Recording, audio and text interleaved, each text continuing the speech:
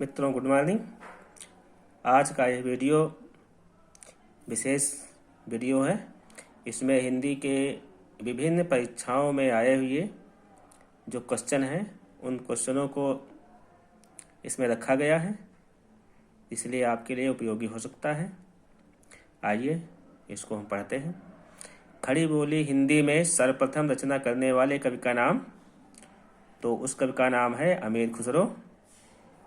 खालिक बारी किसकी रचना है? तो खालिक बारी भी अमीर खुसरो की रचना है।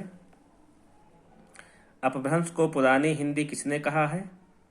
तो अपभ्रंश को पुरानी हिंदी चंद्रधर शर्मा गुलेरी जी ने कहा है। साहित्यिक अपभ्रंश को पुरानी हिंदी किसने कहा था? साहित्यिक अपभ्रंश को पुरानी हिंदी आचार्य रामचंद्र शुक्ल जी ने कहा था। अवधि का उद्भव किस अपभ्रंश से हुआ था?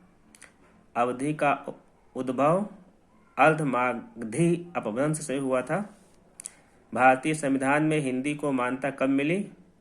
तो भारतीय संविधान में हिंदी को मान्यता 14 सितंबर 1949 को मिली। अगला प्रश्न है, नागरी प्रचारणी सभा का स्थापना वर्ष है। तो नागरी प्रचारणी सभा का स्थापना वर्ष सन 1893 ईस्वी है। अगला क्वेश्चन है, फोर्ट विलियम कॉलेज की स्थापना वर्ष कब हुई थी? तो फोर्ट विलियम कॉलेज की स्थापना सन 1800 ईस्वी में हुई थी। अगला प्रश्न है, हिंदी की उपभाषाएं कितनी हैं? तो हिंदी की उपभाषाएं 5 हैं। अगला प्रश्न नंबर 10, भारतीय भाषाओं को संविधान की किस अनुसूची में शामिल किया गया है? तो भारतीय भाषाओं को संविधान की 8वीं अनुसूची में शामिल किया गया। प्रश्न नंबर 11, किस क्षेत्र की बोली को काशिका कहा गया है? तो बनारस क्षेत्र की बोली को काशिका कहा गया। प्रश्न नंबर 12, पश्चिमी हिंदी किस अपभ्रंश से विकसित हुई? उत्तर, पश्चिमी हिंदी सौसैनी अपभ्रंश से विकसित हुई। प्रश्न नंबर 13, गोस्वामी तुलसीदास की रचना कवितावली किस भाषा की रचना है? तो यह है ब्रज भाषा की रचना। ब्रज भाषा किस अपभ्रंश से विकसित हुई? सौसैनी अपभ्रंश से। 15, खड़ी बोली का दूसरा नाम है? खड़ी बोली का दूसरा नाम कौरवी है। मैथिली का विकास किस अपभ्रंश से हुआ? मैथिली का विकास मागधी अपभ्रंश से हुआ। देवनागरी लिपि की उत्पत्ति किस लिपि से हुई? तो देवनागरी लिपि की उत्पत्ति ब्राह्मी लिपि से हुई। प्रश्न नंबर 18, हिंदी भाषा किस लिपि में लिखी जाती है? उत्तर है देवनागरी लिपि में। प्रश्न नंबर 19, लाल पसीना उपन्यास के लेखक कौन है? तो लाल पसीना उपन्यास के लेखक अभिमन्यु अनंत हैं। प्रश्न नंबर 20, मॉरीशस का प्रेमचंद किसे कहा जाता है? उत्तर है अभिमन्यु अनंत जी को। दोहा मूलतः किस अपभ्रंश का छंद है? उत्तर है अपभ्रंश का। दोहा मूलतः किस भाषा का छंद है? उत्तर है अपभ्रंश का। प्रश्न 22, हिंदी भाषा में वे कौन सी ध्वनियां हैं जो स्वतंत्र रूप से बोली या लिखी जाती हैं? तो ये है स्वर।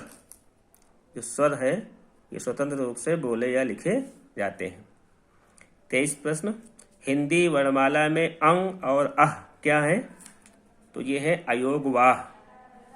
संस्कृत के ऐसे शब्द जिन्हें हम ज्यों का त्यों प्रयोग में लाते हैं कहलाते हैं? तो ऐसे ये उत्तर है तत्सम शब्द। प्रश्न नंबर 25, 2 या 2 से अधिक सार्थक शब्द खंडों के योग से निर्मित शब्द कहलाते हैं? उत्तर है यौगिक शब्द। प्रश्न नंबर अगला है, रूढ़ शब्दों को अन्य किस नाम से जाना जाता है? तो रूढ़ शब्दों को मूल या अयौगिक शब्द के नाम से जाना जाता है। प्रश्न नंबर 27, रचना के आधार पर शब्द कितने प्रकार के होते हैं?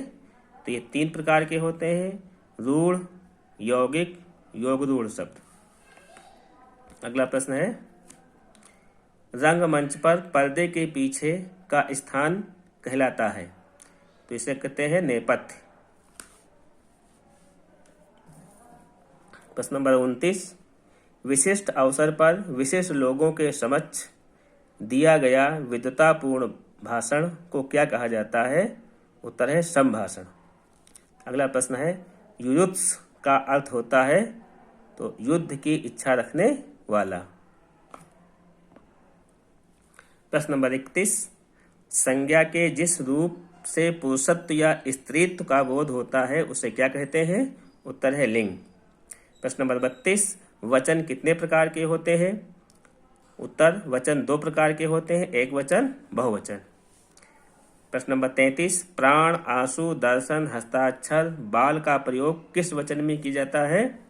उत्तर है सदैव बहुवचन में इनका प्रयोग किया जाता है। प्रश्न नंबर 34, हिंदी में कारक कितने माने गए हैं? उत्तर है 8। प्रश्न नंबर 35, वाक्य में शब्द का संबंध होता है? उत्तर है लिंग से। प्रश्न नंबर 36, रस सिद्धांत के आदि प्रवर्तक कौन है? उत्तर है भरत मुनि। प्रश्न नंबर 37, अखियां हर दर्शन की भूखी पंक्ति में रस है? उत्तर है वियोग रस। प्रश्न नंबर 38, काव्य शास्त्र के अनुसार रसों की संख्या है? तो काव्य शास्त्र के अनुसार रसों की संख्या 10 है। प्रश्न नंबर 39, भक्ति रस की स्थापना किसने की थी? उत्तर है तो भक्ति रस की स्थापना रूप गोस्वामी जी ने की थी। प्रश्न नंबर 40, दोहा और रोला के संयोग से बनने वाला छंद है? तो उस छंद का नाम है कुंडलिया छंद। प्रश्न नंबर 41, काली घटा का घमंड घटा में किस अलंकार का प्रयोग किया गया है? उत्तर है यमक अलंकार का। प्रश्न नंबर 42, पापी मनुज भी आज मुख से राम नाम निकालते हैं। इस पंक्ति में अलंकार है? तो इस पंक्ति में अलंकार है विरोधाभास। कौन सा अलंकार है? विरोधाभास। प्रश्न नंबर 43, अधरों पर अल मड़राते, केसों पर मुग्ध पपीहा, इस पंक्ति में अलंकार है? उत्तर है भ्रांतिमान अलंकार। 44, प्रश्न नंबर 44, जहां उपमेय में उपमान की संभावना की जाए वहां अलंकार होता है? उत्तर है उत्प्रेक्षा अलंकार। प्रश्न नंबर 45, शिल्पगत आधार पर दोहे का उल्टा होता है? उत्तर है सोरठा। प्रश्न नंबर 46, भाषा पर कबीर का जबरदस्त अधिकार था, वे वाणी के डिक्टेटर थे, यह कथन किसका है? उत्तर है हजारी प्रसाद द्विवेदी। प्रयोगवाद बैठे ठाले का धंधा है, यह कथन किसका है? यह कथन है आचार्य नंदुलारे वाजपेयी जी का। प्रश्न नंबर 48, आधुनिक मीरा किसे कहा जाता है? उत्तर है आधुनिक मीरा महादेव वर्मा जी को कहा जाता है। प्रश्न नंबर 49, ब्रजभाषा का प्रथम नाटक किसे माना जाता है? उत्तर है आनंद रघुनंदन को। प्रश्न नंबर 50, विज्ञान गीता के रचनाकार हैं? उत्तर है आचार्य केशव दास।